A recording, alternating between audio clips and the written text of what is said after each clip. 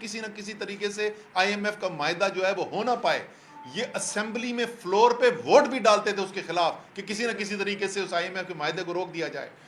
جب P T I سے انہوں نے مدد مانگی، اسی پی ڈی ایم کی حکومت نے جو اس سے چند مہینے پہلے یہ سب کچھ کر چکی تھی تحریک انصاف کی حکومت کے لیے مشکلات پیدا کرنے کے لیے، تو صرف 24 گھنٹے کے اندر اندر خیبر پختونخوا کی حکومت جو ہے پی ٹی آئی کی، انہوں نے مثبت جواب دیا. انہوں نے کہا کہ اس کے اندر قوم کا مفاد شامل ہے، اس لیے ہم اپنا پیٹ کاٹ کر آپ کی وفاق کی ہاتھ مضبوط کرنے کے لیے تیار ہیں تاکہ آپ کا معاہدہ ہو سکے آئی ایم ایف کے ساتھ. وہ اور بات ہے کہ اس کے 2 مہینے گزرنے کے بعد بھی ابھی تک معاہدہ نہیں ہوا. آج امید ہے کہ آج وہ معاہدہ بورڈ کر دے گا اپروو.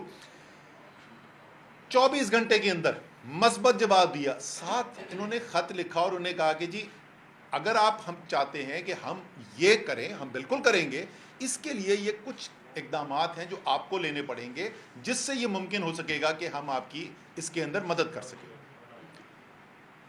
2 مہینے کا لفظ، 2 مہینے کا وقت. اور میں آپ کو آن ایئر بول رہا ہوں، مجھے نہیں یاد کہ کبھی 3 سال میں وزیر تھا کسی اپوزیشن کے ایم این اے نے بھی، وزیر چھوڑیں، کسی ایم این اے نے بھی مجھ سے کوئی رابطہ کرنے کی کوشش کی ہو، ٹائم مانگا اور میں نے اس کو ٹائم نہ دیا ہو، کبھی ایک دن بھی انتظار کروایا ہو.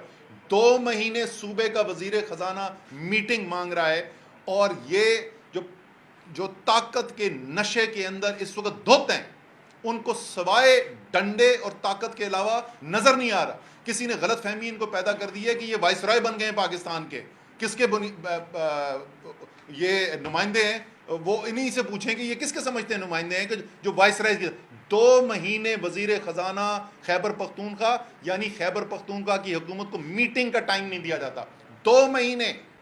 اس سے بڑی غیر ذمہ دارانہ حرکت کیا ہو سکتی ہے؟ ان کو فکر تھی کوئی آئی ایم ایف ایگریمنٹ کی؟ ان کو کوئی فکر تھی آئی ایم ایف ایگریمنٹ کی؟ ان کو تو اگر وزیر خزانہ بولا تھا اور مثبت جواب دیا تھا، ان کو تو اگلے دن بلانا چاہیے تھا. 2 مہینے ملاقات نہیں کی. جس وقت ابھی یہ خط لکھا تو آپ کہاں سے نکل آیا ٹائم ملاقات کا؟